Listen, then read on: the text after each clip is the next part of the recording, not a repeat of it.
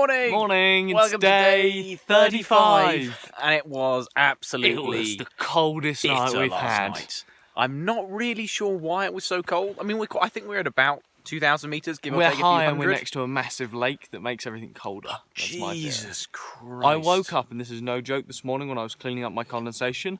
There were small ice crystals formed on where the condensation had frozen over in my tent. So it was a proper cold night. And it's proper cold this morning, and my boots are cold, and my feet are a bit cold. This is one of the first mornings you've had to wear DJs around. Yeah, it was really cold. I mean, I actually was okay.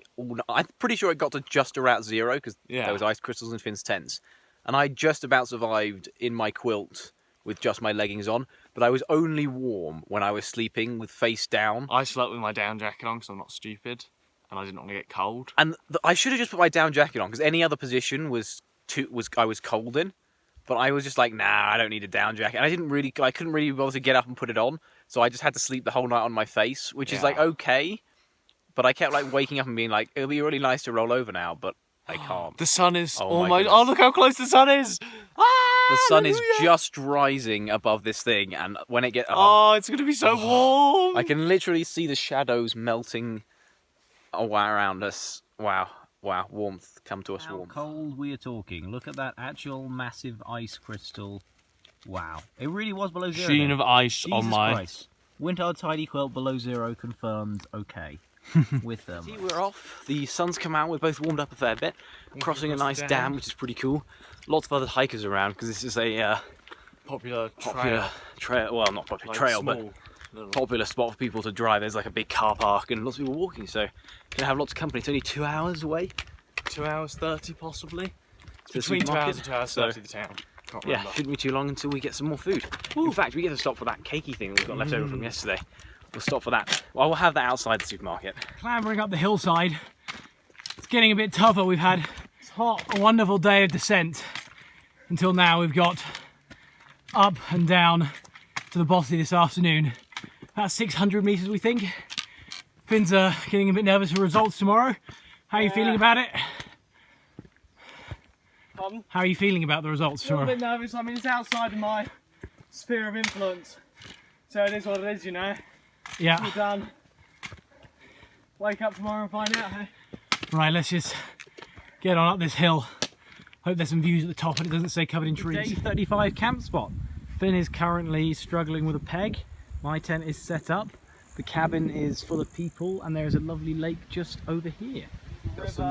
Oh yeah, it's a river, sorry. Got some nice mountains going on. Unfortunately, the bothy was full of children and we didn't fancy a night with lots of noise.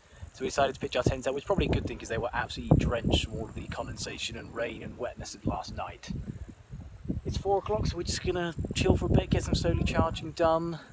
Maybe look for a bit of signal so we can pick up Finn's results tomorrow morning. That'd be very exciting. I'm going to go for a swim because I'm really hot as well and I'm really looking forward to it. All of our hiker buddies have arrived. We've got English guy over here setting up and French friend over here setting up. And I've got a good story about today's dinner. So, today when we were in town we met an American man who was hiking westbound. So the opposite way as us. The opposite way to us, and he was 8 days in the trail.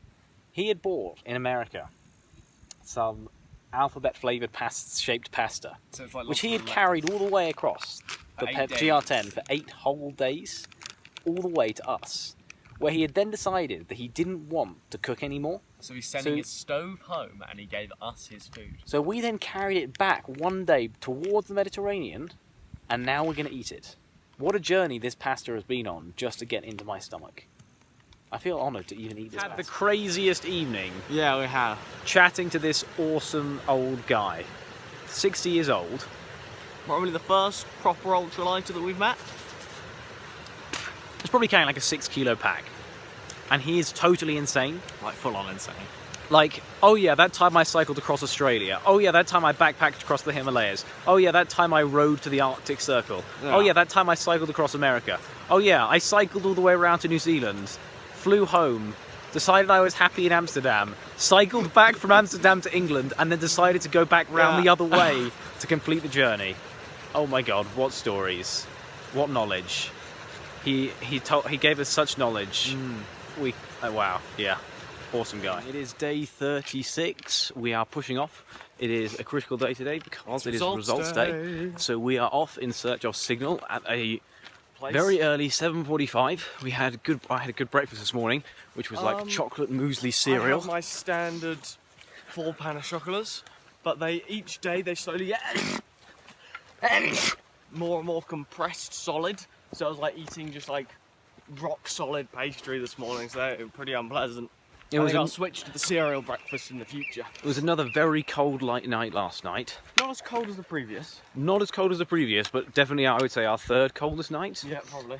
I was actually very comfortable though. I was comfortable on my side and on my front, so it wasn't like the day before where I had to lie only on my face to stay warm. I was comfortable until about 2 in the morning when I woke up to go to the toilet, and because it was so cold I had to put my down jacket on to go to the toilet, and then I got back in my quilt and I just couldn't be bothered to take it off, so I just slept with my Yeah, it's down probably. jacket. Like, I probably would have been more comfortable with my DJ on, but even without it, I was still I find happy. it quite tricky when I want to roll onto my sides with the quilt. It like opens up, and I have to spend like a while trying to balance it. I should have taken a video because it was a pretty beautiful morning with the sun rising today as well. So we've got quite an easy day, only about 6 hours to a bothy. Really want to sleep in this bothy tonight and not outside of it. Also, we're doing a whole bunch of easy days at the moment. So traditionally we would try and do a day that was an 8-hour day in the book, / sometimes we'd do a bit of a bigger day, like maybe it would be a 9 or a 10 hour, but at least 8. We realised if we kept doing that we were going to finish in like 4 days, which would mean we would be at Mark and Nikki's house, like overlapping with them for like 4 days, which we just didn't think was cool. So we decided that we're going to slow down, so we're just going to push out 6-hour days, which is a really nice day length. It's just enough that you feel like you've done a whole day of walking, but not so much that you're like walking from 7 till 7 kind of. And it also means we get to dot the bothies together, which is nice as well. So, wish us luck finding signal. Something or other, and we're on top of the mountain. 36. And guess what? We just got Philly's results. Hey! And he made it into Durham. Woo! Yay! So which was the university I wanted to go into. that was his first choice, which means he got at least 1 A star and 2 A's. Yeah. We do not know yet what the exact results are, but we are happy bunnies. So we're going to have a joy-filled stroll. Joyful stroll up the rest of this mountain. We're quite high at the moment, about 2,000 meters. And I'm not sure if you can see down there is some town, and that town has a 3G tower, and that 3G tower allowed us to find out Finney's results at 9:01. So just a hair past when they were officially released. So perfect timing. Brilliant. How are you feeling about it, Finn? Really good, yeah. I was a little bit apprehensive, but it's good.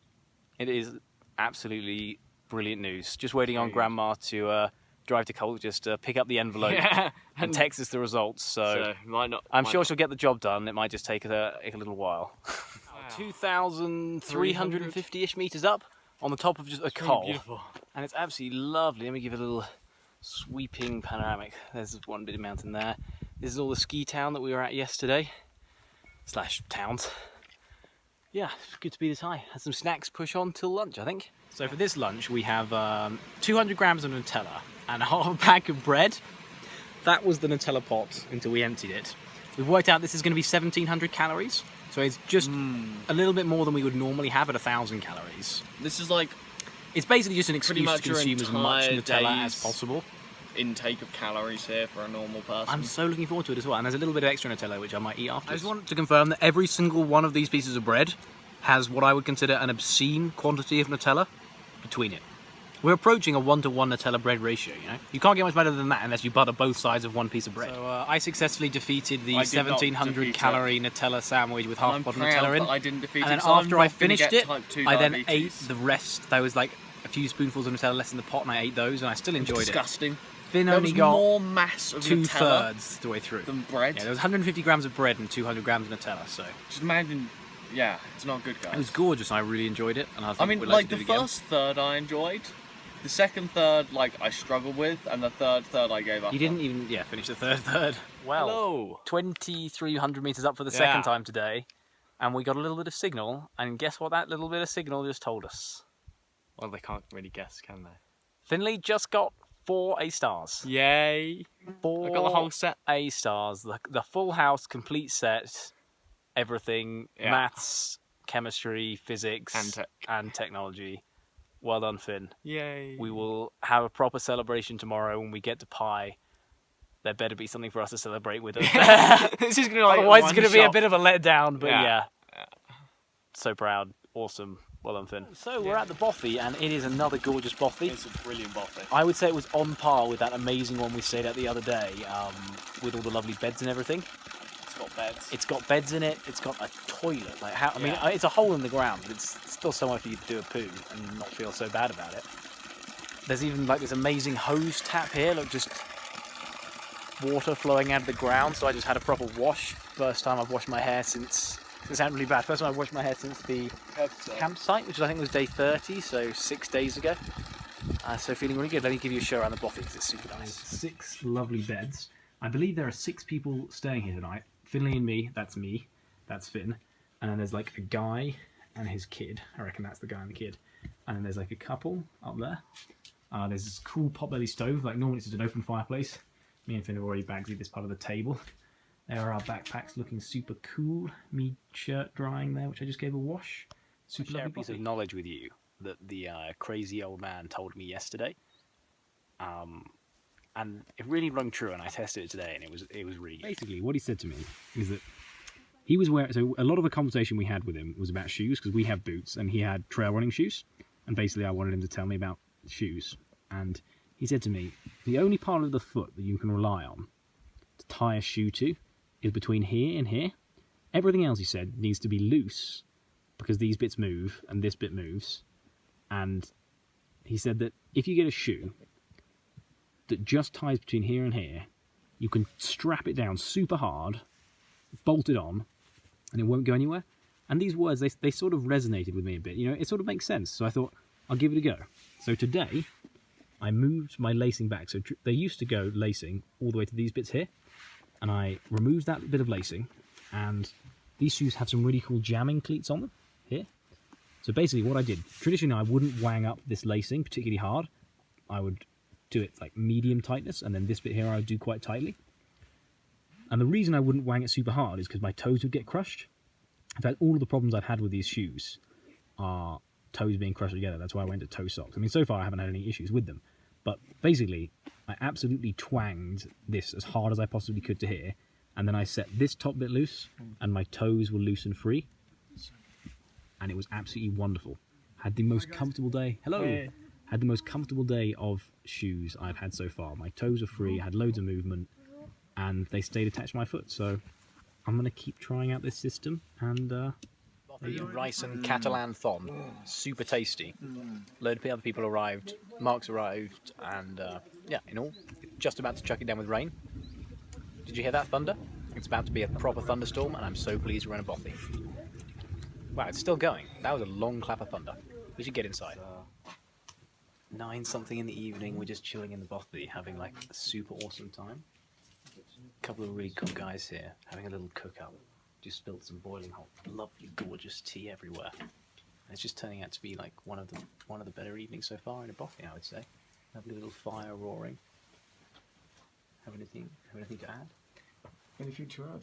Yeah, that's in this kind of occasion that you have the best moments, the best meeting, and actually, when you're watching this, you are maybe in the front of your computer or your phone. But the thing is that for us right now, there is no time, there is no day, there is just the fire, there is just us, the table, the tea, and just just a pleasure to be together. You can only get this experience by doing this, not by just watching the videos. So yeah, that's the conclusion. Just move your ass, okay? Take a bag, take your stuff, okay? Hey, go wherever we want. We don't care, but go, just go and leave something. Wise words.